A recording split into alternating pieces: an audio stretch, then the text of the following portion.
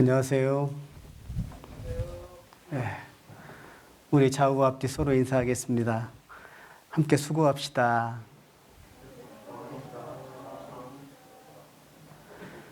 가정에서 말씀을 듣는 우리 성도님들도 우리 옆에 계신 가족분들한테 함께 수고합시다 인사하시겠습니다.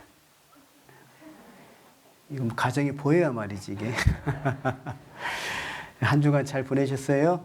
네, 함께 기도하시겠습니다.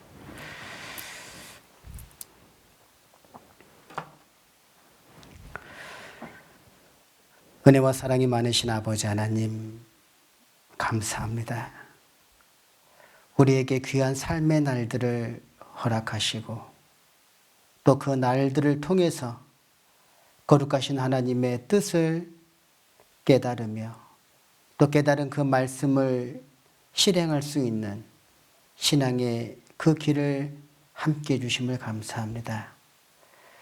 비록 세상은 코로나19로 인하여 여러 가지 많은 혼란과 혼잡함을 말하고 있지만 이러한 가운데 속에서도 우리 구원받은 자녀들 신앙과 믿음 안에 굳건하게 지켜주시고 오늘도 또 거룩한 주일을 맞이해서 말씀 앞에 함께할 수 있는 은혜를 주셨습니다. 이 죄악된 세상에서 든든히 우리를 지켜주시는 주님, 끝까지 우리가 신앙의 길을 벗어나지 아니하도록 좌로나 우로나 치우치지 아니하도록 늘 말씀으로 교훈해 주시고 우리의 갈 길을 밝혀 인도해 주시기를 간절히 기도드립니다. 사랑하는 우리 여주교회 모든 성도님들 함께 기도와 또 수고와 희생 가운데 더욱 활발히 복음을 전하고자 교회당 건축이 시작되었습니다. 이 건축되는 모든 과정들 하나님 지켜주시고 끝까지 함께하는 가운데 하나님의 놀라운 역사가 밝히 드러나 보여주시기를 간절히 기도드립니다. 이 건축을 위해서도 더욱 간절한 마음으로 기도하고 또 마음을 모을 수 있도록 우리 여주교회 성도님들 주 하나님 도와주시옵소서. 고마우신 우리 주 예수님의 이름으로 감사하며 기도드렸습니다. 아멘. 예, 성경 전도서 7장입니다.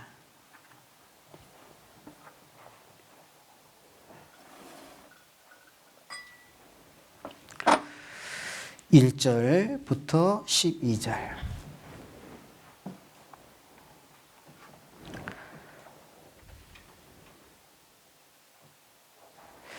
예, 전도서 7장 1절부터 12절.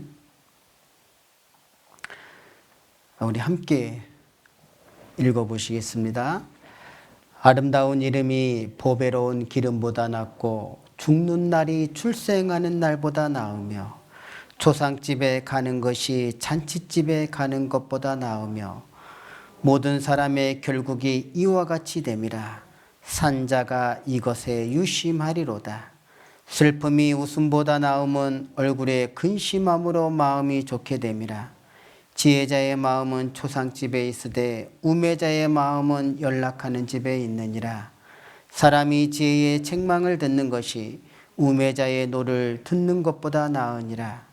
우매자의 웃음소리는 솔 밑에서 가시나무에 타는 소리 같으니 이것도 헛되니라. 타막이 지혜자를 우매하게 하고 뇌물이 사람의 명철을 많게 하느니라. 일의 끝이 시작보다 낫고 참는 마음이 교만한 마음보다 나으니 급한 마음으로 노를 바라지 말라. 노는 우매자의 품에 머무름이니라. 옛날이 오늘보다 나은 것이 어찌미냐 하지 말라. 이렇게 묻는 것이 지혜가 아니니라. 지혜는 유업같이 아름답고 햇빛을 보는 자에게 유익하도다. 지혜도 보호하는 것이 되고 돈도 보호하는 것이 되나 지식이 더욱 아름다움은 지혜는 지혜 얻는 자의 생명을 보존함이니라. 예. 계속 주일 말씀으로 전도서 7장 말씀을 우리가 좀 교훈받고 있는데요. 예, 보다 나은 것. 오늘은 슬픔, 근심에 대해서 좀 함께 교훈을 받고자 합니다. 우리 전도서 7장 3절 4절 말씀을 보면 슬픔이 웃음보다 나음은 얼굴에 근심함으로 마음이 좋게 됨이라. 거기에 이제 슬픔이 나오고 웃음이 나오죠. 그리고 근심함으로 마음이 좋게 된다고 되어 있잖아요. 그리고 4절에는 지혜자의 마음이 나오고 우매자의 마음이 나옵니다. 그래서 오늘은 보다 더 나은 것. 여러분, 이 세상에는 높은 자 위에 더 높은 자가 있잖아요. 그것처럼 더 낫고 더 좋은 것이 있다는 겁니다. 그래서 전도서 7장은 6장하고 이렇게 이제 비교해서 보는 것이 좀 유익이 되는데, 이제 6장의 내용은 자신의 육신의 쾌락을 위해서 많은 것들을 수고하거든요. 예. 그리고 이른 아침부터 늦은 시간까지 수고하잖아요. 수고. 육신을 위해서. 그 모든 수고는 결과적으로 헛되다. 실패한다라는 겁니다. 그러니까 허무한 거죠. 그렇기 때문에 7장에 와서 이 7장은 그렇기 때문에 보다 더 나은 것을 추구하고 보다 더 나은 것을 구해야 된다라는 거예요. 그런 내용을 담고 있죠. 그래서 전도서 7장에 반복적으로 나오는 말씀이 보다, 낫고, 그리고요, 나으니, 더욱, 이런 말씀이 이제 반복해서 말씀하고 있습니다. 그래서 전도서 7장에서 보다 더 나은 거 9가지에 대해서 우리가 줄로 표시했는데 기억하십니까? 자, 첫 번째가 뭐죠? 아름다운 이름. 두 번째는요? 죽는 날. 세 번째는요? 초상집에 가는 거. 네 번째는요? 슬픔. 다섯 번째는 지혜의 책망을 듣는 거. 여섯 번째는요? 일의 끝. 일곱 번째는 참는 마음. 여덟 번째는요? 옛날. 아홉 번째는 지혜입니다. 그래서 오늘은 슬픔에 대해서 왜 이 슬픔이 웃음보다 더 낫다고 말씀하셨냐. 함께 교훈을 받으려고 합니다. 여러분, 이 슬픔은 명사로서 슬픈 마음이나 느낌 이렇게 돼 있어요. 그리고 정신적 고통이 지속되는 일, 이게 슬픔이랍니다. 그리고 근심은 명사로서 해결되지 않는 일 때문에 속을 태우거나 우울해지는 것. 이걸 근심이라고 되어 있더라고요. 그리고 고통이 있는데 이 고통도 명사로 육체적인 고통, 정신적인 고통, 그리고 마음의 괴로움, 이 고통이라고 이렇게 하고 있습니다. 오늘은 전도서 7장 3절 4절 말씀을 가지고 같이 교훈받는데 3절에 슬픔이 나와요. 슬픔 한번 표시 한번 해보세요. 슬픔. 그리고 웃음 표시 한번 해보세요. 자, 우리 한번 생각해 봅시다. 슬픔과 웃음 어떤 게 좋아요? 웃음이 좋잖아요. 근데 왜 이 말씀에는 슬픔이 웃음보다 낫다고 말씀하셨냐? 이유가 있습니다. 지금 이 슬픔은 2절에 보면 초상집이 나오죠. 초상집. 여러분, 이 초상집에 가면 우리가 조문을 가면 아무리 마음이 쾌활한 사람도 초상집에 조문을 가면 왠지 마음이 겸허해지죠. 겸허해지잖아요. 왜 그러냐면 지금 그 초상집에 죽은 자가 있거든요. 그 죽은 자의 모습을 보면서 왠지 마음이 숙연해지고 나의 죽음에 대해서도 생각해보는 그런 기회가 되잖아요. 그래서 여기서 전도서 7장 3절에 이 슬픔이 해당되는 게 뭐냐면 이 초상집에 방문했을 때 죽은 자를 보고 인간의 근본적인 한계를 생각하는 거예요. 결국은 사람은 죽는구나. 그래서 그 사람의 어떤 그 마음의 겸손함을 갖게 하는 겁니다. 그래서 7장 3절에 슬픔이 웃음보다 나은 이유가 뭐냐. 슬픔을 갖게 될 때 인간의 한계를 생각해 볼 때 보다 더 나은 것을 구하게 되기 때문에 그래요. 그래서 3절에 슬픔이 웃음보다 나음은 얼굴에 근심함으로 마음이 좋게 됨이라. 이 좋게 된다. 히브리어로 토부라고 되어 있는데 선하게 되고 아름답게 되고 자비롭게 되고 친절하게 된다는 거예요. 그러니까 쉽게 말하면 초상집에 감으로 인해서 자 어떻습니까? 나의 연약함을 깨닫는 거예요. 연약함을 깨닫기 때문에 하나님 앞에 더 의지하게 되는 겁니다. 예. 그래서 3절에 얼굴에 근심함으로 자 어때요? 그 초상집에 가면은 그 고인의 가족들이 웃지 않죠? 슬픈 모습이잖아요. 예. 그리고 때로는 그 슬픔에 눈물까지 흘리는 모습을 보지 않습니까? 그런 모습을 보면서 거기에 조문을 간 우리도 동일한 마음을 갖게 되잖아요. 어떤 분은 같이 눈물을 흘리는 분이 있고 어떤 분은 그 가족의 손을 잡고 정말 그 위로의 말을 건네지 않습니까? 그것처럼 얼굴에 근심함으로 마음이 좋게 됨이라 이렇게 되어 있는 거예요. 자, 그런데 4절에 보면 4절 함께 읽겠습니다. 지혜자의 마음은 초상집에 있으되 우매자의 마음은 연락하는 집에 있느니라. 자, 우매자의 마음은 연락하는 집에 있다. 이 연락이라는 게 뭐냐? 즐거운 거잖아요. 예. 즐겁다라는 것은 마음을 들뜨게 할 수 있는 겁니다. 예. 우리가 어떤 육신적으로 좋은 것을 하면 기쁘잖아요. 음식을 좋아하는 사람은 자기 좋아하는 음식을 많이 먹으면 기뻐요, 안 기뻐요? 음식 먹으면서 에이 오늘 정말 그런 분 없죠? 예. 즐겁잖아요. 마음을 들뜨게 하거든요. 근데 여기서 말하는 전도서 7장 4절에 우매자의 마음은 연락하는 집에 있다. 이 연락이라는 게 뭐냐면 사람의 마음을 들뜨게 하는 겁니다. 그 사람의 마음을 들뜨게 하면 어떻습니까? 사람의 근본을 생각하지 않아요. 맞죠? 생각하지 않습니다. 지금의 그 들뜬 마음, 그 육신의 기쁜 것 외에는요, 근본적인 걸 생각을 안 해요. 예. 그 당장의 육신의 어떤 즐거움만을 생각한다는 거죠.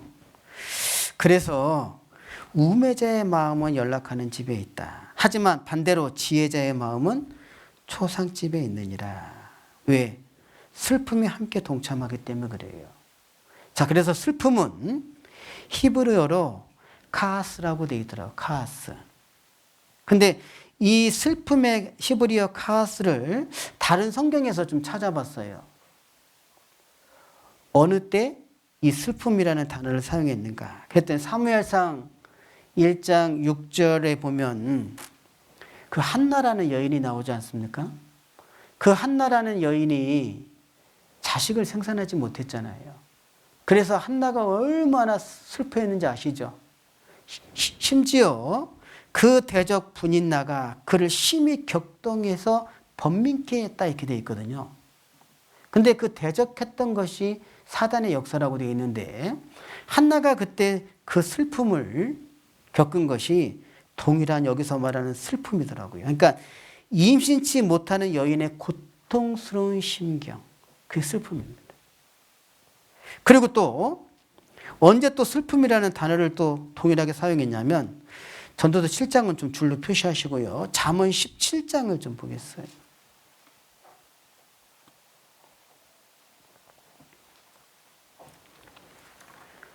잠언 17장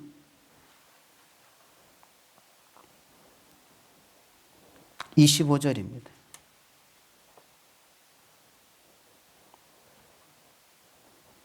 잠언 17장 25절 같이 한번 읽어보겠습니다.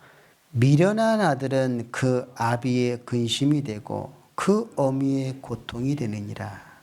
예. 이 잠언 17장 25절 말씀에 이 근심, 이 슬픔 있잖아요. 근심 같은 히브리어를 사용했습니다. 어리석은 아이에 대한 부모의 안타까운 마음 있잖아요. 응? 그리고 또 언제 또 이런 단어를 같이 사용했냐면 찾은 김에 21장도 보겠습니다. 잠언 21장 19절. 잠언 21장 19절.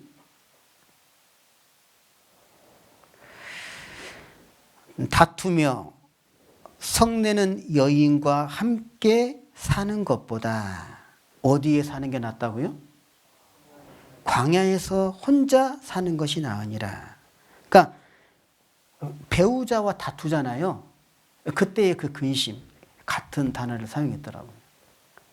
다투며 성내는 여인과 함께 사는 것보다 광야에서 혼자 사는 게 낫다. 그래서 어떤 분이 이 말씀 읽고, 야, 세상에 잠언에 노숙자라는 단어가 있다고. 그런 분도 있는데요. 그렇습니다. 예. 그리고 또 언제 같은 단어를 사용했냐면 하나님으로부터 오거나 사람에 의해서 불러 일으켜지는 고통. 그런 사례를 보면 이제 하나님의 증거하기 위해 받은 그 슬픔 중에는 욥의 경우가 있잖아요. 욥은 하나님을 잘 섬겼던 사람입니다. 그래서 욥기서 1장 1절에 보면 순전하고 정직하여 악에서 떠난 자라. 하나님을 경외하는 자다. 그 순전, 그 다음에 순전하고, 그리고 경외하고, 그런 단어가 욥기서 전체의 10회 기록이 됐거든요. 그러니까 성경에서 10이라는 그 숫자는 그 완전한 수잖아요. 그러니까 욥은 하나님 앞에 의인이었어요. 그런 욥이 하나님을 증거하기 위해서 받은 고난이 있잖아요. 예. 그럴 때 사용했던 그 슬픔을 이야기하는 겁니다. 그리고 범죄로부터 오는 슬픔이 있죠. 그게 아담의 경우인데, 아담은 완전한 자로서 에덴 동산의 완전한 곳에서 생활했지만 사단 마귀의 올무에 어떻게 됐어요? 범죄하게 됐잖아요. 그리고 에덴 동산에서 쫓겨나서 근본된 토지를 갈게 하는 그런 삶을 살 때 그 겪었던 슬픔들 있죠. 그럴 때 이제 슬픔, 동일한 같은 단어를 사용했다는 겁니다. 카스, 히브리어로요. 근데 우리에게도 그런 경우가 있죠. 우리 그리스도인들도 범죄함으로 말미암아 겪는 그런 슬픔도 있지만 또 하나님을 증거하기 위해서 받는 그런 고난의 슬픔도 있다라는 거예요. 네. 자, 그런데 전도서 7장을 좀 다시 보겠습니다.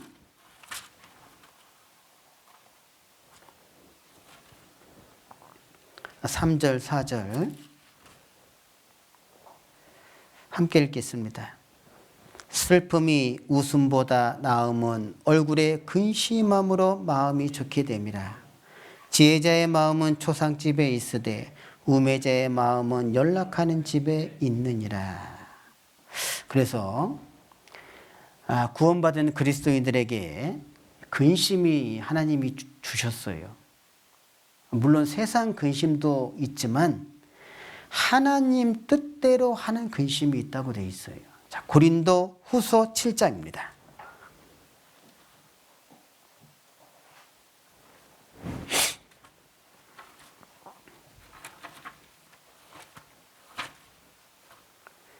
고린도 후서 7장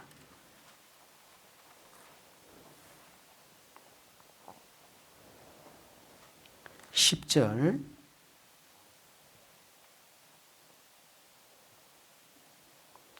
고린도후서 7장 10절 하나님 뜻대로 하는 근심은 거기 표시하겠습니다. 하나님 뜻대로 하는 근심은 거기 표시하시고요. 후회할 것이 없는 구원에 이르게 하는 회개를 이루는 것이요. 세상 근심은 표시하겠습니다. 사망을 이루는 것이니라.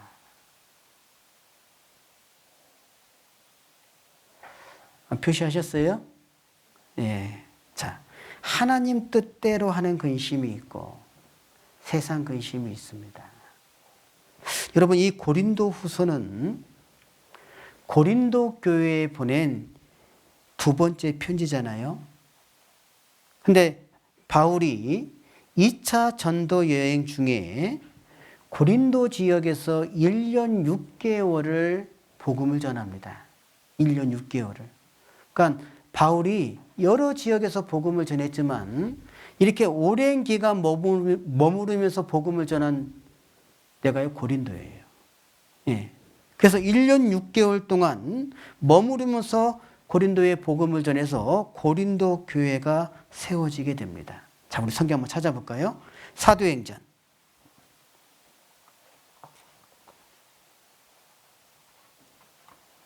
18장입니다.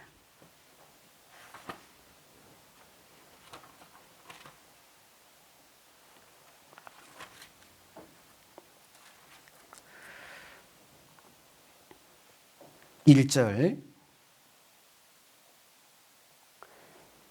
이후에 바울이 아덴을 떠나 고린도에 이르러 이렇게 돼 있죠. 11절 1년 6개월을 유하며 그들 가운데서 하나님의 말씀을 가르쳤다 이렇게 돼 있지 않습니까? 그래서 고린도 교회가 세워져요. 고린도전서, 자, 고린도전서 보시겠습니다.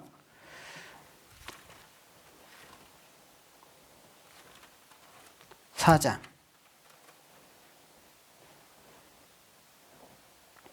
15절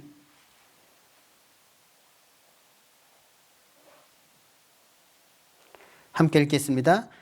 그리스도 안에서 1만 스승이 있을 때 아비는 많지 아니하니 그리스도 예수 안에서 복음으로써 내가 너희를 낳았습니다. 그래서 1년 6개월 동안 이 고린도 지역에서 복음을 전하게 되었고, 그리고 마침내 고린도 교회가 세워지게 된 거예요. 자, 근데 사도 바울이 이제 다른 선교지로 찾아서 떠나게 됩니다. 근데 이제 문제가 생겼어요. 고린도 성도들에게. 이 고린도 성도들에게 그 신앙의 그 순결을 지켜야 되는데 그러지 못한 거예요. 여러분, 이 고린도 지역이 얼마나 중요한 지역이냐면 이 바울이 복음을 전할 이 당시에 이 고린도는 로마의 지배를 받고 있었습니다. 근데 이 고린도 지역이 항구 도시예요. 항구가 무려 3개나 있습니다. 그러니까 바울이 복음을 전할 당시에 이 고린도 지역이 대략적으로 인구가 약 75만 명이 넘었다고 해요. 상당히 큰 도시죠. 네. 그리고 이 고린도를 통해서 아프리카, 팔레스타인, 소아시아를 연결하는 아주 중요한 교통의 중심지였어요. 그래서 이때 당시에 이 로마가 상당히 이 고린도에 굉장히 상업지역이었기 때문에 군대를 주둔시키고, 그리고 이 고린도에서 많은 세금을 걷어들였던 곳이에요. 자, 그러다 보니까 이 3개의 항구가 있었다고 되어 있죠. 그래서 이 고린도 지역이 상당히 이제 그 물류가 활성화됐기 때문에 물질적으로 굉장히 풍요한 도시였어요. 그러니까 물질이 풍족하다 보니까 어떤 일이 생기냐면 이 각종 이교 문화가 굉장히 번창했던 시대입니다. 예. 자, 그런데 사도 바울이 1년 6개월 머무르면서 복음을 전해서 고린도 교회가 세워졌는데, 이제 사도 바울이 다른 지역으로 이제 복음을 전하기 위해서 떠났거든요. 근데 이 고린도 교회 안에 문제가 생긴 거예요. 그 세속적인 이교 문화를 받아들이게 되는 겁니다. 그 결과 어떻게 됐냐면 교회 내 분열이 생겼어요. 교회 내 분열이 생기고 각종 범죄가 생기고, 그리고 예배 의식에 대한 문란한 일들이 생겨나게 된 겁니다. 그래서 바울이 고린도를 떠난 지 이제 3년의 시간이 흘렀어요. 그리고 3차 전도 여행 중에 에베소에 머무르고 있을 때 이 고린도 교회가 각성하고 회개하기를 원했어요. 그래서 첫 번째 편지를 보내는 것이 고린도 전서입니다. 그래서 고린도 전서를 보냈어요. 자, 그런데 고린도 전서를 보낸 이후에 이 고린도 교회가 좀 달라져야 되는데 오히려 더 안 좋은 일들이 생겨나게 된 겁니다. 사도 바울의 마음이 어떻겠어요? 첫 번째 서신서를 보냈는데 오히려 그 서신서를 받아본 고린도 교회가 또 회개해야 되는데 그것이 아니라 더 나빠지는 상황이 생긴 거예요. 그래서 바울이 고린도를 갈 수 없는 상황이었지만 고린도를 방문하게 됩니다. 그래서 고린도를 방문해서 고린도 교회 형제자매들을 권면하고 그리고 말씀도 전하고 상담도 하고 많은 수고를 해요. 그리고 다시 에베소로 돌아옵니다. 그런데 놀라운 거는요, 달라지지 않아요. 회개하는 사람, 회개가 안 되는 거예요. 그래서 사도 바울이 너무너무 괴로웠던 겁니다. 근심이 많았던 거예요. 그래서 사도 바울이 그 눈물의 서신서를 고린도 교회에 보냅니다. 성경 한번 찾아보겠습니다. 고린도 후서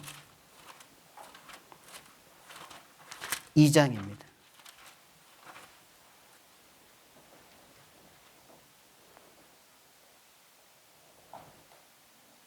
고린도 후서 2장 4절.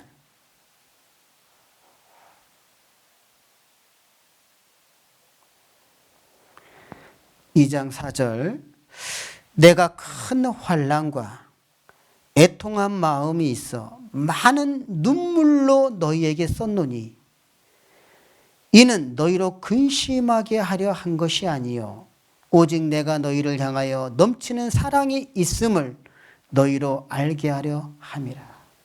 사도 바울이요, 그 고린도 교회에 대해서는 그 애틋한 마음이 있거든요. 근데 고린도 교회가 회개하지 않잖아요. 그래서 이 고린도 교회에 대한 그 애틋한 마음을 많은 눈물로써 편지를 보내게 되는 겁니다. 그 결과 어떻게 됐냐면 고린도 교회 대부분의 성도들이 자신들의 과거를 돌이키게 되는 거예요. 돌이키고 회개하게 되는 겁니다. 그런데 이 고린도 교회 안에 어떤 교회의 유익을 생각하는 것이 아니라 자신의 어떤 육신적인 유익 때문에 다른 복음을 퍼뜨리는 거짓 성도들이 있었어요. 네. 그래서 그들은 그 고린도 교회 소수의 그들은 사도 바울의 사도권을 인정하지 않고 그리고요 사도의 서신을 부정하는 겁니다. 그런 일이 있었어요. 응? 고린도 후서 11장입니다.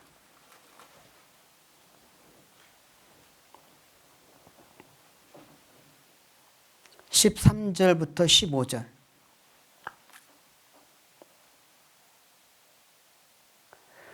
저런 사람들은 거짓 사도요 괴일의 역군이니 자기를 그리스도의 사도로 가장하는 자들이라. 이것이 이상한 일이 아니라 사단도 자기를 광명의 천사로 가장하나니 그러므로 사단의 일꾼들도 자기를 의의 일꾼으로 가장하는 것이 또한 큰 일이 아니라 저희의 결국은 그 행위대로 되리라. 이렇게 되어 있죠. 그래서 그들이 다른 복음을 전하게 된 거예요. 다른 복음. 자, 11장 3절 4절. 뱀이 그 관계로 이와를 미혹해 한 것 같이 너희 마음이 그리스도를 향하는 진실함과 깨끗함에서 떠나 부패할까 두려워하노라. 만일 누가 가서 우리의 전파하지 아니한 다른 예수를 전파하거나 혹 너희의 받지 아니한 다른 영을 받게 하거나 혹 너희 받지 아니한 다른 복음을 받게 할 때에는 너희가 잘 용납하는구나.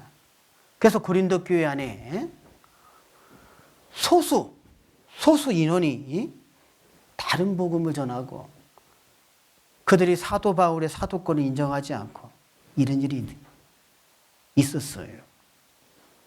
그래서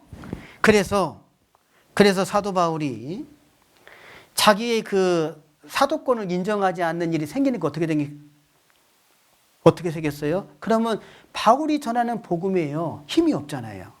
그래서 사도 바울이 자기가 하나님으로부터 받은 그 사도, 이방인의 사도로 부름을 받고 그리고 내가 복음을 전하면서 겪었던 그런 일들에 대해서 강하게 변론을 하게 되는 겁니다.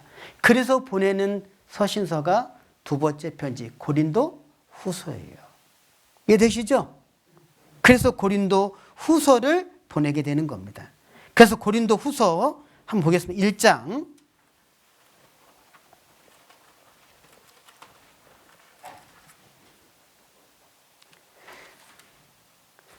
고린도 후서 1장부터 7장까지가 어떤 내용이냐면 사도권에 대한 소극적 해명이에요. 그 사도권에 대한 소극적 해명하면서 무엇을 강조했냐면 그 고린도 교회 성도들 안에 그 불신을 좀 해소하고 화목해야 된다. 이거를 강조한 말씀입니다. 그리고 고린도 후서 8장 9장 내용이 어떤 내용이냐면 예루살렘 교회를 위한 구제 연보에 대한 말씀이에요. 그러면서 고린도 교회 성도들한테 너희가 그동안 듣고 배웠던 그 말씀에 대한 실천을 해야 된다. 예루살렘을 도와주라. 그런 내용입니다. 그리고 10장부터 13장 내용은 사도권에 대해서 아주 적극적으로 주장하는 겁니다. 적극적으로 주장하면서 이제는 너희가 내가 그동안 너희에게 전했던 그 복음 있지 않냐. 그 복음의 말씀대로 교회의 질서를 세우고 교제 공동체를 다시 회복하라. 이 말씀이에요. 이게 고린도 후서의 전체적인 내용입니다. 그런데 우리가 지금 고린도 후서 7장을 같이 보고 있는 거예요. 그래서 고린도전서 7장을 보겠습니다. 이 고린도 후서 7장 내용은 자 보세요. 7장 내용은 고린도 성도를 향한 화목입니다. 화목해야 된다. 응? 화목하기 위해서는 회개해야 된다. 그리고 그 회개한 고린도 교회와 이제 바울 사도가 화해하는 내용이 나와요. 얼마나 기뻤겠어요? 자, 고린도후서 7장 1절 함께 읽겠습니다.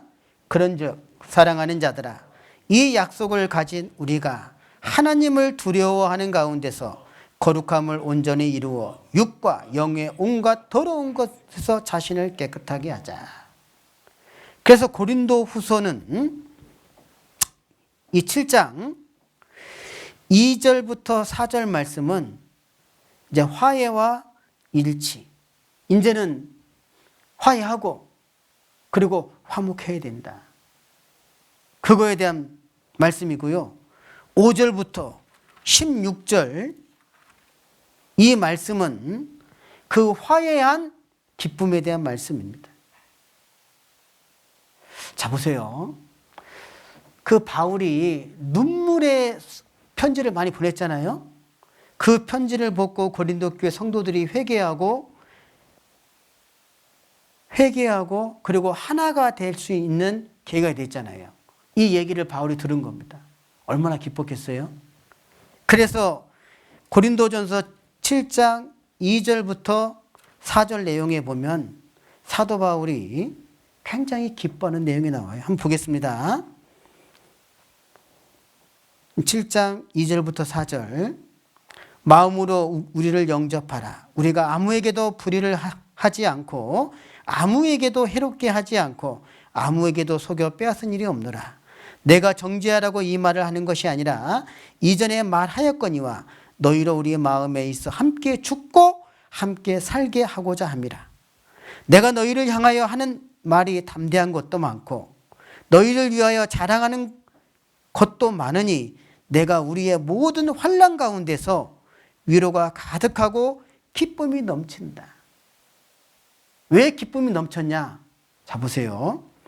5절부터 쭉 보면 그 바울이 눈물의 서신을 누구를 통해서 보냈냐면 디도를 통해서 보냈거든요. 디도를 통해서 보냈단 말이에요. 근데 디도가 고린도 교회에 가서 그 편지를 전하고, 그리고 고린도 교회 성도들이 그 바울의 눈물의 편지를 보고 마음을 회개하고 돌이키는 것들을 보였잖아요. 그거를 와서 전해주는 겁니다. 바울에게. 바울이 얼마나 기뻤겠어요?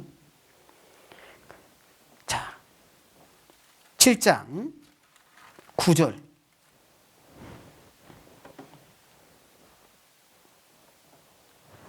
11절까지. 자, 보겠습니다. 내가 지금 기뻐함은 너희로 근심하게 한 까닭이 아니요 도리어 너희가 근심함으로 회개하며 이런 까닭이라. 너희가 하나님 뜻대로 근심하게 된 것은, 거기 표시하겠습니다. 하나님 뜻대로 근심하게 된 것은 우리에게서 아무 해도 받지 않게 하려 함이라. 10절은 함께 읽겠습니다. 하나님 뜻대로 하는 근심은 후회할 것이 없는 구원에 이르게 하는 회개를 이루는 것이요 세상 근심은 사망을 이루는 것이니라. 11절 보라, 하나님 뜻대로 하게 한 이 근심이, 거기 표시하겠습니다.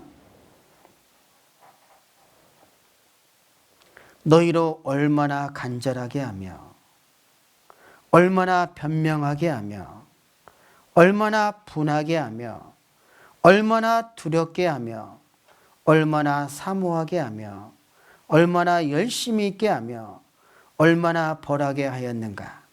너희가 저 일에 대하여 1절 너희 자신을 깨끗함을 나타내었느니라. 이렇게 되어 있죠. 그러니까 하나님 뜻대로 하는 근심이 뭡니까? 바울이 눈물의 편지를 보냈잖아요. 그 편지를 보고 회개하고 돌이키는 고린도 교회 성도들. 그러나 사도 바울이 그 고린도 교회와 성도들에 대해서 얼마나 근심이 있었어요. 그 근심, 그게 하나님 뜻대로 하는 근심이었다는 겁니다. 교회를 염려하는 근심, 성도 개개인을 염려하는 근심, 그 복음을 염려하는 근심. 하지만 반대로 세상 근심은요. 세상 근심은 어떤 육신의 만족을 위해서 하는 근심들이 있잖아요. 완전 다른 거죠. 자, 그렇다면 하나님 뜻대로 하는 근심의 사례를 보면 다윗과 베드로를 좀 생각해 볼 수 있습니다. 다윗과 베드로. 여러분 시편 51편이 어떤 내용입니까? 한번 찾아볼까요? 시편 51편.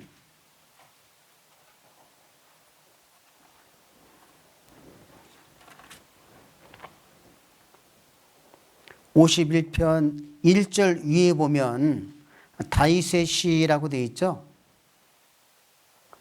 다윗이 밧세바와 동침한 후 선지자 나단이 저에게 온 때라고 되어 있지 않습니까?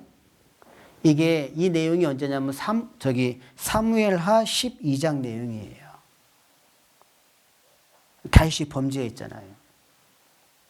그때 나단 선지자가 와서 다윗의 죄를 정확하게 지목하잖아요.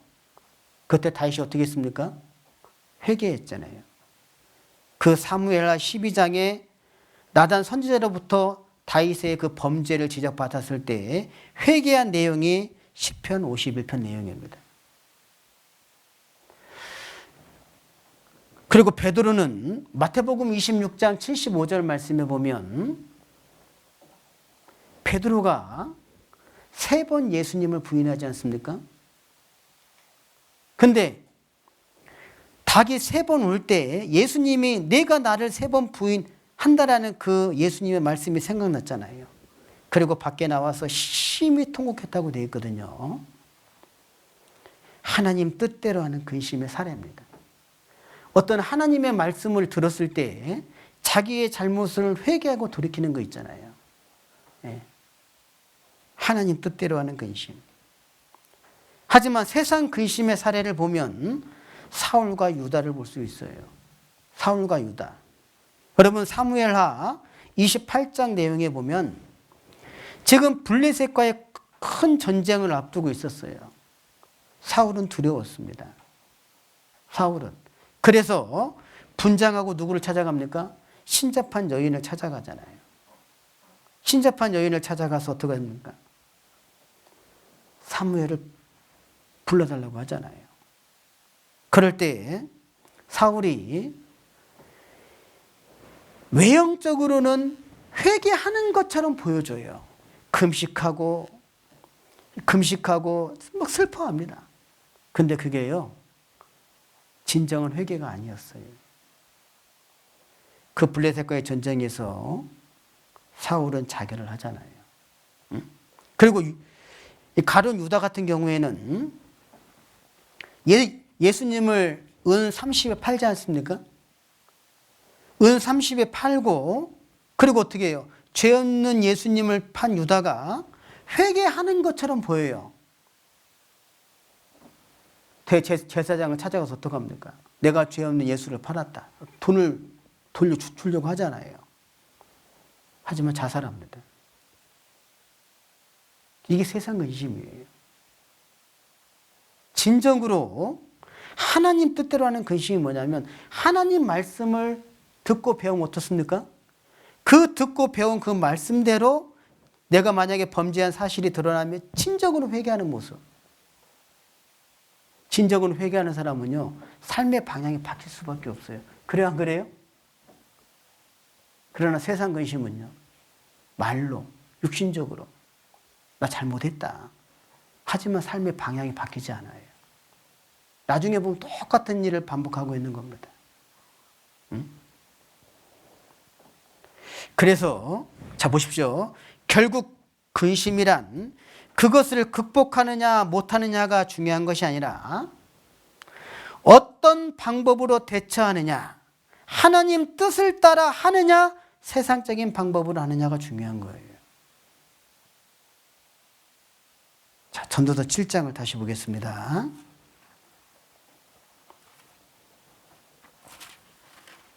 (7장) 3절 함께 읽겠습니다. 슬픔이 웃음보다 나음은 얼굴에 근심함으로 마음이 좋게 됨이라. 왜 슬픔이 웃음보다 낫고 얼굴에 근심함으로 마음이 좋게 되냐? 예, 하나님 뜻대로 하는 근심이기 때문에 그래요. 하나님 말씀인 듣고 배운 대로 어떻습니까? 자기의 죄를 회개했으면 바뀌어야 되는 거예요. 바뀌어야 되는 거예요. 자, 그렇다면 그리스도인이 진정으로 슬퍼하며 근심해야 할 것이 무엇이냐? 여러 가지가 나오는데 오늘은 한 가지만 좀 생각해 보고자 하는 겁니다. 그게 뭐냐면 첫 번째, 주님과 멀어지는 거예요.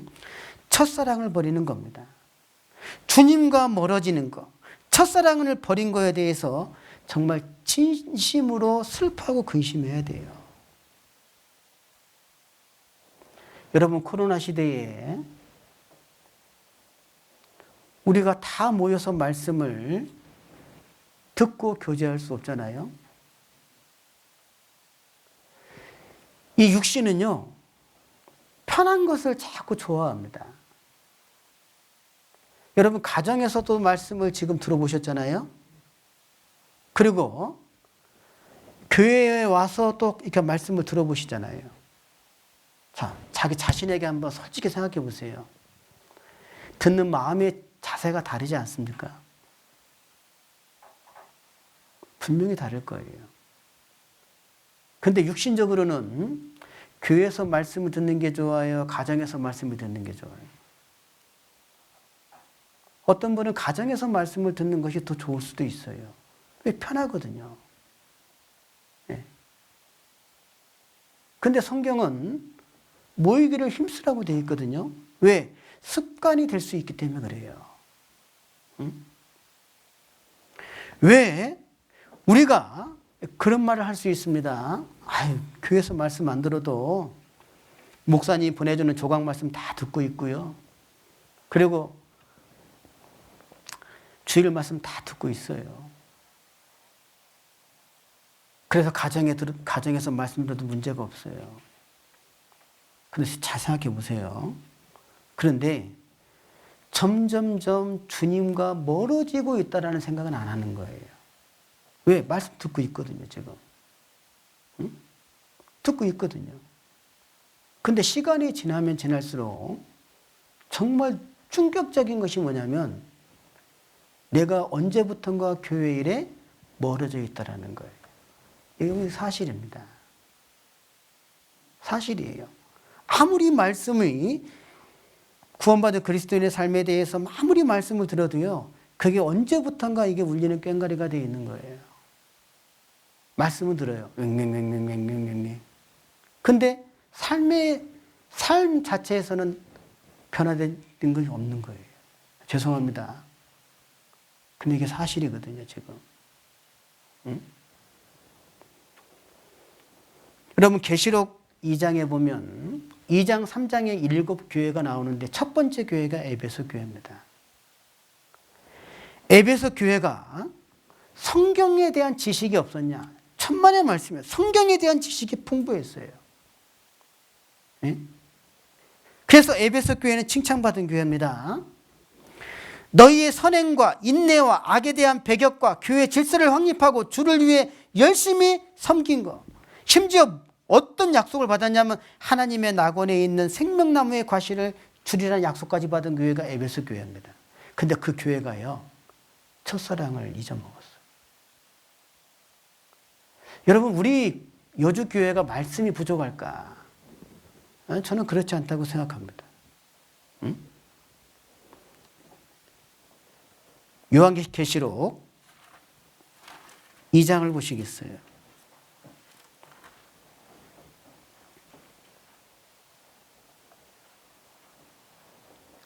요한계시록 2장 1절부터 7절이 에베소 교회에 대한 말씀이거든요.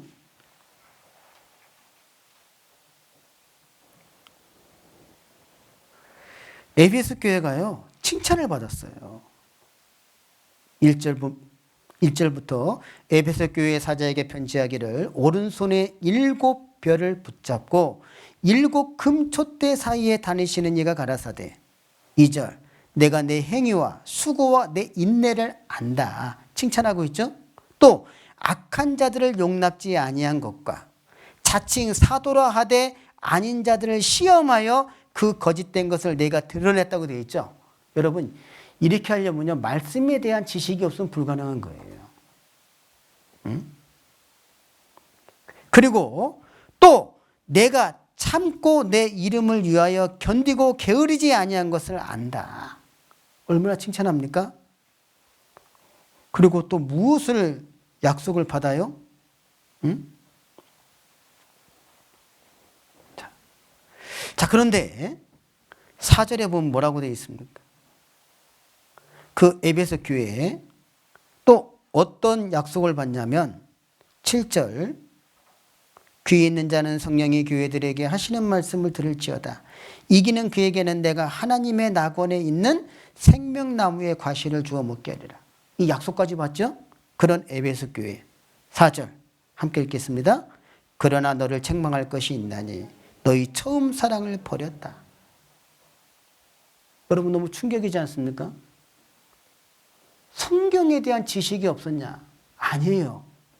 성경에 대한 지식은 너무 풍족했어요. 왜? 거짓된 것을 드러냈잖아요. 응? 그런데 왜 처음 사랑을 버렸습니까? 에베소 교회가. 요즘 코로나 시대에요. 좀 염려가 되는 게 에베소 교회 모습이 나올까 걱정되는 거예요. 응? 여러분, 에베소의 이 특징이 뭐냐면 이 에베소 교회에 대해서 나오는 게 사도행전 19장입니다. 그 에베소 교회가 우상을 숭배했던 도시인데 대표적인 우상이 뭐냐면 아데미예요. 아데미. 이 아데미는요, 풍요와 다산을 주관하는 신입니다. 그리고 또 어떤 신이냐면 스스, 제우스의 아들인데, 이 우상을 조그맣게 형상을 만들어 가지고 주머니에 넣고 다니면서 섬겼어요. 또 그 신전을 만들어 놓고 섬겼던 곳이 에베소입니다. 자, 사도행전 19장을 좀 한번 봅시다. 시간이 좀 많이 가고 있는데,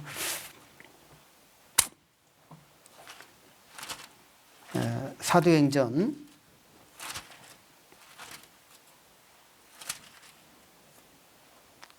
19장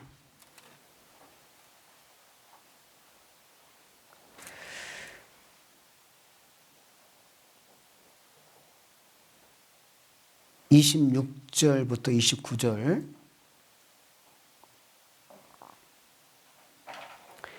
이 바울이 에베소뿐 아니라 거기 아시아 전부를 통하여 허다한 사람을 권유하여 말하되 사람의 손으로 만든 것들은 신이 아니라 하니 이는 그대들도 보고 들은 것이라.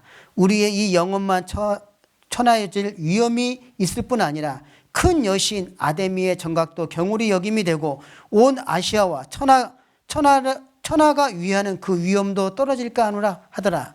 저희가 이 말을 듣고 분이 가득하여 외쳐 가로되 에베소 사람의 아데미여 하니 온 성이 요란하여 바울과 같이 다니는 마게도냐 사람 가이오와 아리스토다고를 잡아가지고 일제히 연극장으로 달려들어가는지라. 아데미. 34절에도 아데미여, 아데미, 풍요와 다산을 주관하는 신. 이때 소아시아의 모든 신을 대표하는 신이었어요. 그거를 조그맣게 형상을 만들어서 팔았던 겁니다. 이 에베소 교회에 그 말씀이 풍부했잖아요. 그런데 첫사랑을 버렸습니다. 배운 말씀에 대한 그 실천되는 그런 모습이요, 쉽게 말하면 좀 사라졌다고 할 수도 있고 덜 나타났다고 할 수도 있죠. 자, 그리고요, 신명기 7장을 좀 보겠습니다.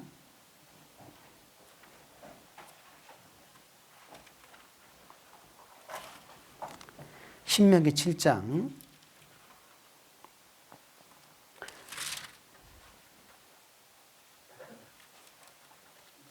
17절부터 19절입니다.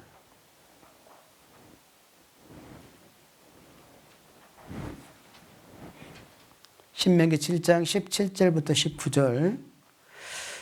내가 혹시 심중에 이르기를 이 민족들이 나보다 많으니 내가 어찌 그를 쫓아낼 수 있으리요 하리라마는 그들을 두려워 말고 내 하나님 여호와께서 바로와 온 애굽에 행하신 것을 거기 표시하겠습니다.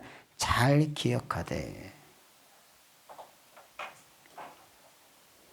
내 하나님 여호와께서 너를 인도하여 내실 때에 내가 목도한 큰 시험과 이적과 기사와 강한 손과 편파를 기억하라. 기억하라. 그와 같이 내 하나님 여호와께서 내가 두려워하는 모든 민족에게 행하실 것이요. 이렇게 되어 있죠. 자, 그리고 11장도 보겠습니다. 11장.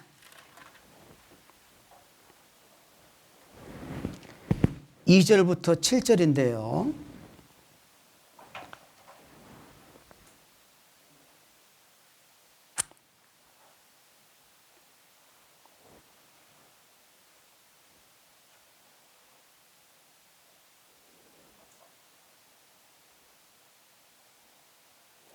(2절부터) 7절. 너희 자녀는 알지도 못하고 보지도 못하였으나 너희가 오늘날 기억할 것은, 거기 표시하겠습니다. 기억할 것은 너희 하나님 여호와의 징계와 그 위엄과 강한 손과 펴신 팔과 애굽에서 그 왕 바로와 그 전국에 행하신 이적과 기사와 4절. 또 여호와께서 애굽 군대에 행하신 일 있잖아요. 행하신 일 쭉 말씀하시면서 7절 너희가 여호와의 행하신 이 모든 큰 일을 목도하였느니라. 이렇게 되어 있죠. 자, 지금 신명기서에 출애굽한 이스라엘 백성들에게 반복해서 지금 하나님이 주시는 말씀이 뭐냐면 잘 기억해야 된다. 기억하라는 거예요. 너희들이 기억할 것은 하나님이 어떻게 너희를 구원해 주셨는지 기억하라는 겁니다. 왜 기억해야 됩니까? 지금 출애굽한 이스라엘 백성들 그 안에 얼마나 많은 다툼이 있었어요. 그리고 육신적인 것들이 많이 올라왔잖아요. 그게 기억하지 아니하면요 이루어지게 되는 거예요. 자 보십시오. 이스라엘은 하나님의 성민이고 하나님이 택한 백성입니다. 그리고 하나님이 약속하신 가나안 땅에는 그 가나안 족속과 전쟁을 해야 되잖아요. 이 전쟁에서 승리하려면 하나님에 대한 확실한 믿음이 없으면 불가능한 겁니다. 맞죠? 그러니까 기억해야 되는 거예요. 기억해야 되는 거예요. 하나님에 대한 믿음과 신뢰를 갖기 위해서는 하나님이 나에게 행하신 일들이 있잖아요. 그거 기억하라는 겁니다. 이 코로나19 시대에 누구와 더 가까이 해야 되겠어요? 세상 사람입니까? 형제자매입니까? 네? 말로만? 우리가 모르는 게 아니라는 거예요. 다 알아요. 근데 현실은요. 알잖아요. 우리가 지금. 이스라엘 백성들이 그 가나안 땅에서 전쟁에서 승리하려면 하나님에 대한 확실한 믿음과 신뢰가 없으면 불가능한 겁니다. 근데 그 확실한 믿음과 신뢰를 갖기 위해서는 하나님이 나에게 행하신 일을 기억해야 되는 거예요. 자, 그리고요. 창세기 13장을 좀 보겠습니다.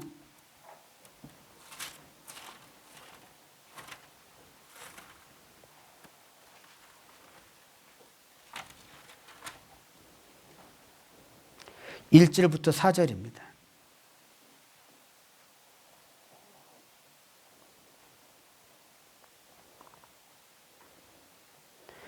아브라함이 애굽에서 나올 새 그와 그의 아내와 모든 소유며 롯도 함께하여 남방으로 올라가니 아브라함이 육축과 은금이 풍부하였더라.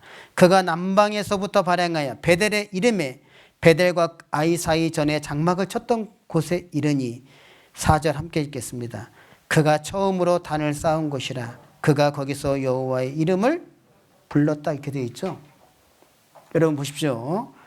창세기 12장에 아브라함과 그의 가족이 너의 본토 친척 아비 집을 떠나 내가 지시할 땅으로 가라고 되어 있죠. 그래서 갈대아 우르를 떠나서 어떻게 했습니까? 하나님이 약속한 땅까지 왔어요. 와가지고 처음으로 단을 쌓던 곳이 베델이라는 곳입니다. 그런데 그 땅에 기근이 심하게 됐어요. 기근이 심하게 됐습니다. 그래서 12장 10절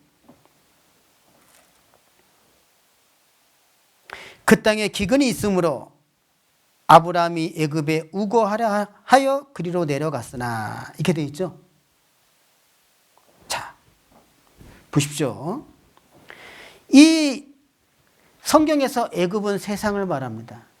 세상, 그리고 우리 육체를 설명하는 거예요. 그런데 지금 이 기근이 왔어요. 쉽게 말하면 고난과 어려움이 온 겁니다. 그러니까 하나님이 그 약속하신 그 땅을 버리고 어떻게 했어요? 애굽으로 가게 된 거예요. 근데 성경에 애굽으로 가지 말라고 되어 있거든요. 이사야 31장입니다.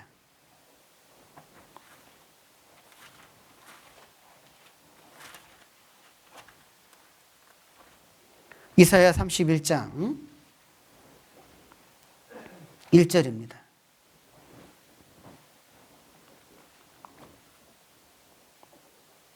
이사야 31장 1절. 도움을 구하러 애굽으로 내려가는 자들은 거기 한번 표시해 보세요. 무엇 때문에 내려간다고요? 도움이요, 도움. 응? 도움을 구하러 애굽으로 내려가는 자들은 화 있을진저.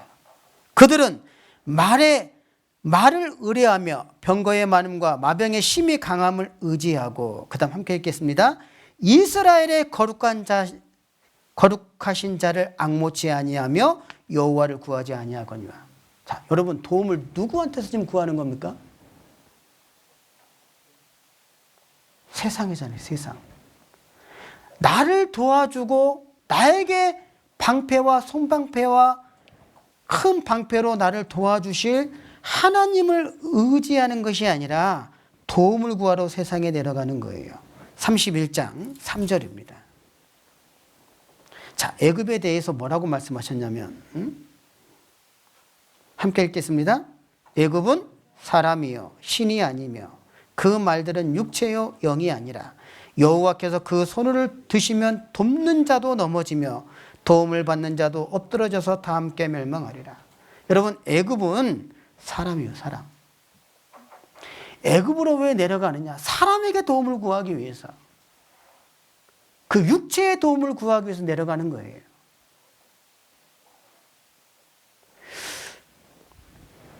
자, 한번 생각해 봅시다.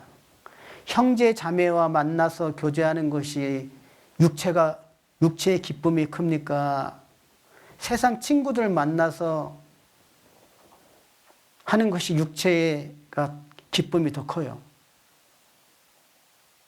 형제 자매 만나서 지금 내 신앙에 대해서 말하면 그러면 안 돼. 막 신앙적으로 교제 많이 해주죠. 예. 근데 세상 친구들 만나면요, 내 얘기를 들어주면서 같이 막 흥분하면서 막 같이 같은 편이 되잖아요. 참 놀라워요. 그런 경우 없으셔요? 저는 굉장히 많은데, 저는 개인적으로 신앙생활 하면서 세상 친구를 만나면요 같은 편이 돼요. 근데 형제 자매와 만나서 교제하면요 내 편을 들어주는 것이 아니라 오히려 나를 권면해 줍니다. 안 그렇습니까? 안 그런가? 네. 근데 그거 아셔야 돼요. 정말 하나님이 누구를 통해서 나를 도와주냐 이 말이에요. 그래서 애굽으로 내려갔던 아브람 어떻게 됐습니까? 결론은 다시 원점으로 왔어요. 베델에 단을 쌓고 여호와 이름을 부르는 겁니다. 처음부터 다시 시작할 수 있는 기회를 주신 거예요. 창세기 28장을 좀 보겠습니다.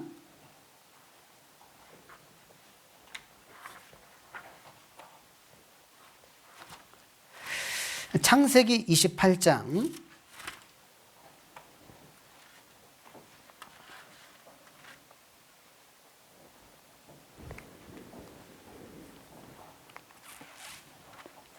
여러분, 창세기 28장부터 누가 나오냐면 야곱이 나옵니다.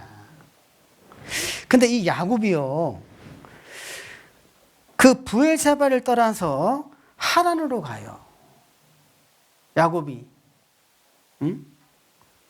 형을 피해서 하란으로 가는 그 길에 돌베개를 하고 잠을 자는 곳이 있어요. 그것이 어디냐면 베델입니다. 근데 잠을 자다가 꿈을 꾸죠?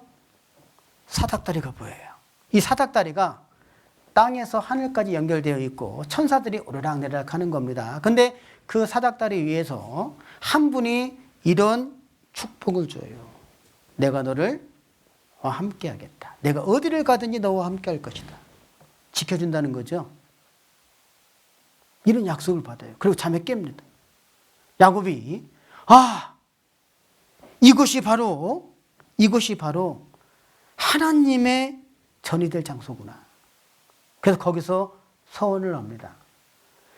주께서, 하나님께서 내가 지금 가는 이 길에 평탄케 하시고 정말 축복으로 다시 돌아오게 하신다면 내가 하나님 앞에 11조를 10분의 1을 반드시 드리겠나이다. 이렇게 약속을 합니다. 그리고 그 길을 갑니다. 자, 창세기 31장을 보겠습니다. 시간이 없으니까요. 3절.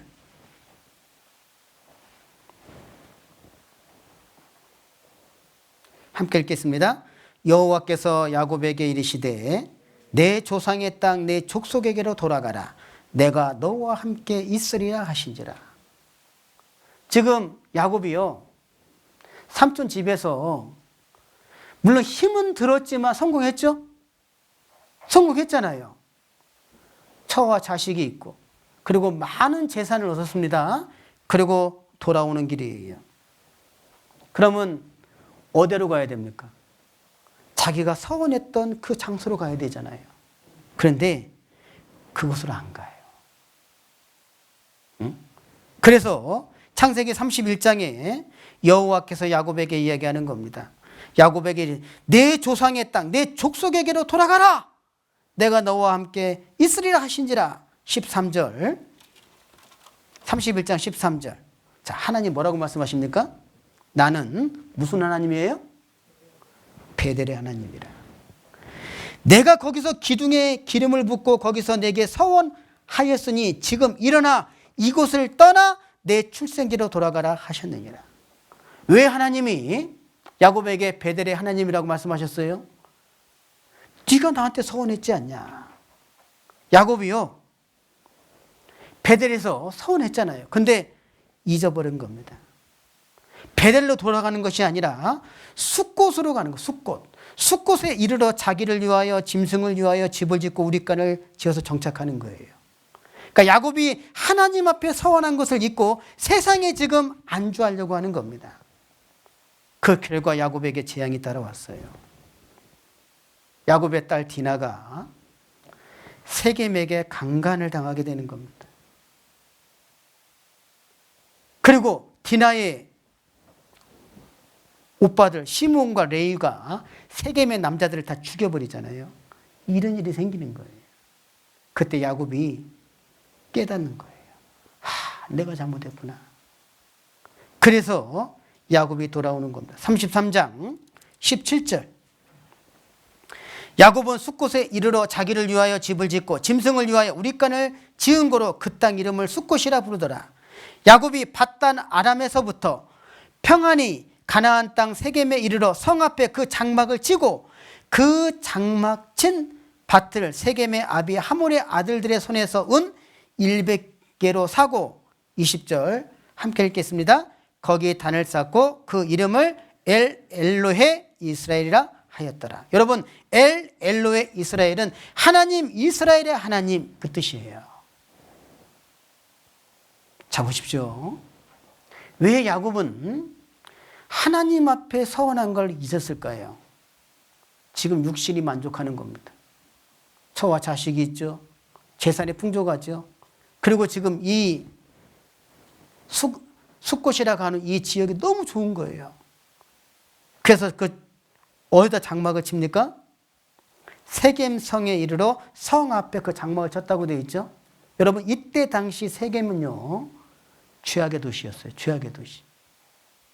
세상에 죄악이 가득한 그 도시 그 앞에다 장막을 친 겁니다. 자, 그러면 뭐가 살며시 들어올까요? 그 풍습이 들어오는 거예요. 오죽하면 딸 디나가요, 그게 궁금하니까 그 간 거 보세요. 그 결과 어떻게 됐습니까? 35장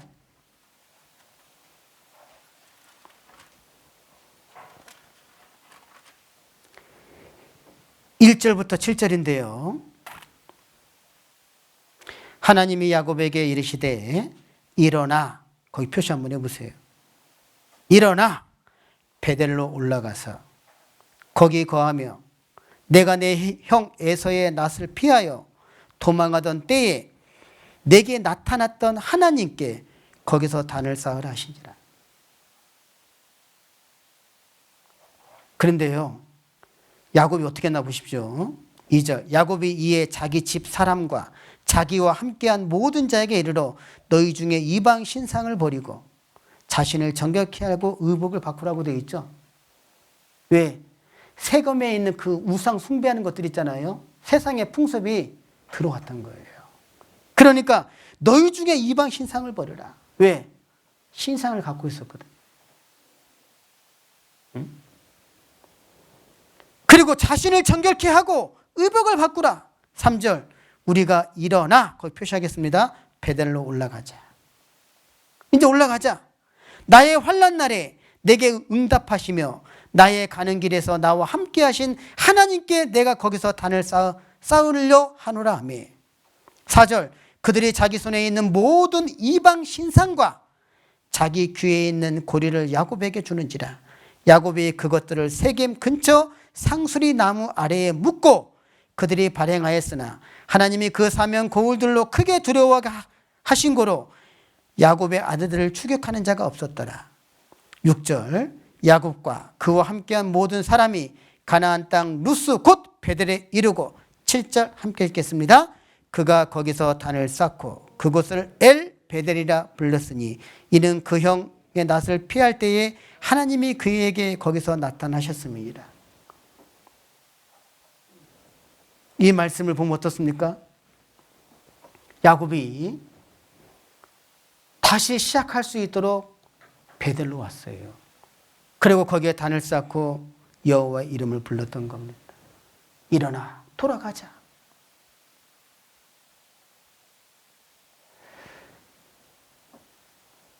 이 코로나 시대에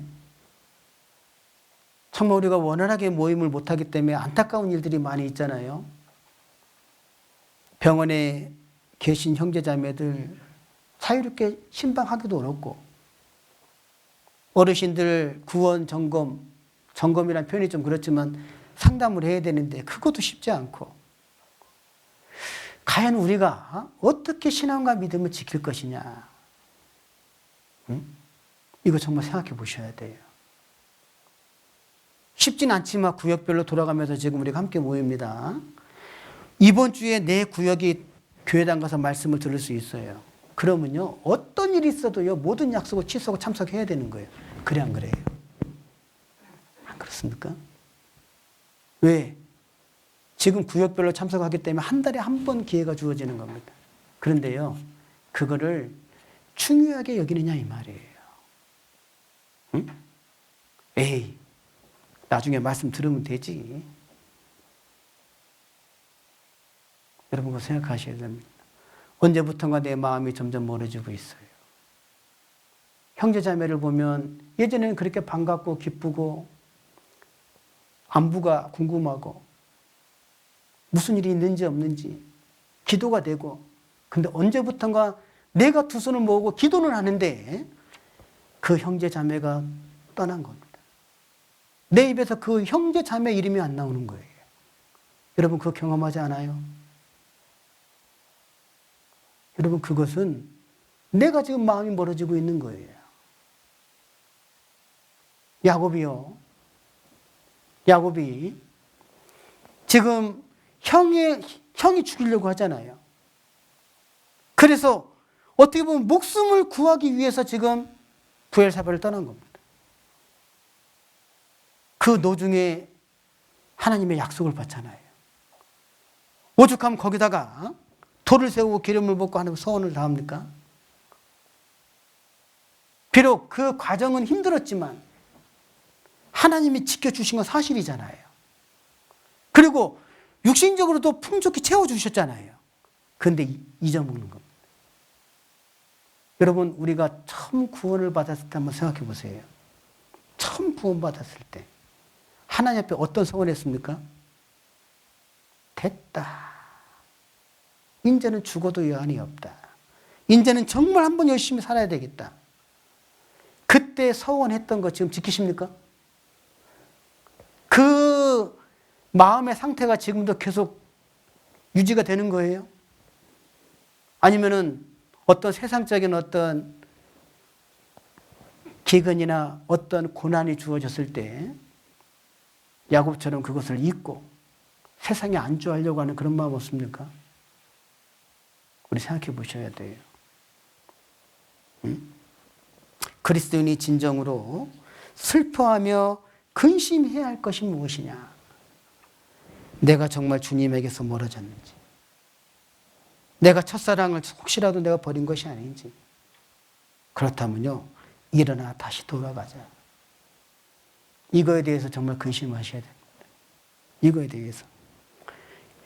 이스라엘 백성이 영광의 주를 십자가에 못 박은 이유가 무엇이라고 되어 있습니까? 고린도전서 2장 8절에 보면 알지 못해서. 이스라엘은 알지 못해서 영광의 주를 십자가에 못 박았다 얘기하고 있어요. 자, 물어봅시다. 우리가 지금 코로나19 시대에 알지 못해서 내가 주님을 버리는 겁니까? 알지 못해서요? 그거는 핑계죠. 정말 이스라엘 백성들은요, 영광의 주를 알지 못해서 십자가에 못 박을 수도 있어요.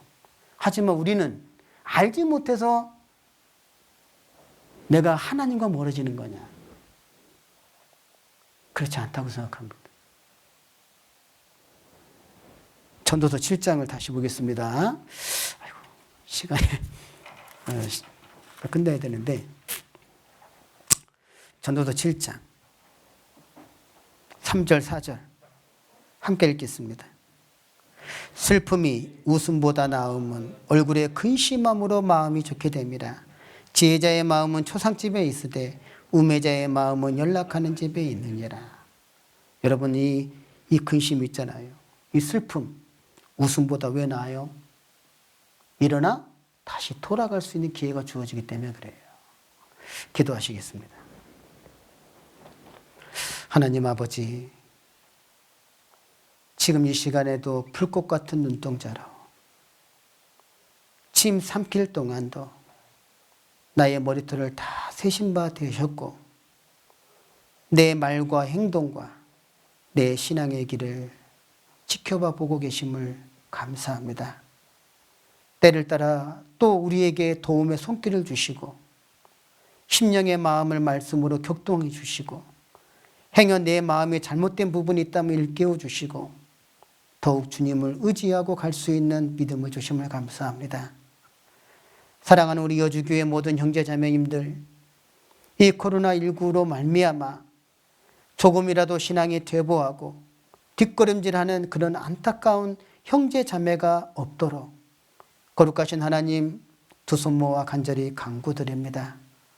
우리 여주교회 모든 개개인의 형제자매님들 신앙과 믿음을 더욱 굳건하게 세워주시고 이 고난과 어려운 시기에 더욱 주님을 의지할 수 있도록 도와주시옵소서. 주 예수님의 이름으로 기도드렸습니다. 아멘.